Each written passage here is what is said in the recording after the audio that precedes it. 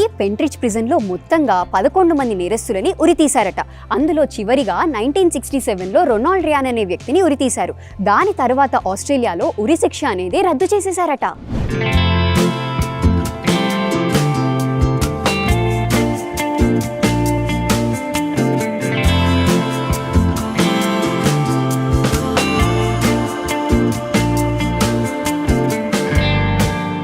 తరువాత ఈ జైల్లో కొంత భాగాన్ని కాలేజ్గా మార్చారు. ఈ కాలేజ్ని blue stone college or Coburg college అని అంటారు. ఇక మిగిలిన భాగంలో ఒక మాల్లా ఏర్పాటు చేశారు.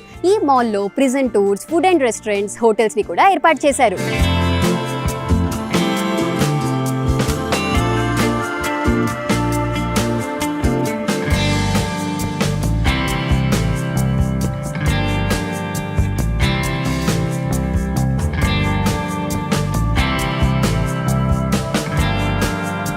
సో చూసారు కదా వ్యూవర్స్, ఆస్ట్రేలియాలో జైల్స్ ఎలా ఉంటాయో. ఇలాంటి మరెన్నో ఇంట్రెస్టింగ్ వీడియోస్ని మీరు మిస్ అవ్వకుండా ఉండాలి అంటే మన సుమన్ టీవీ ఆస్ట్రేలియా ఛానల్ని సబ్స్క్రైబ్ చేసేసుకోండి.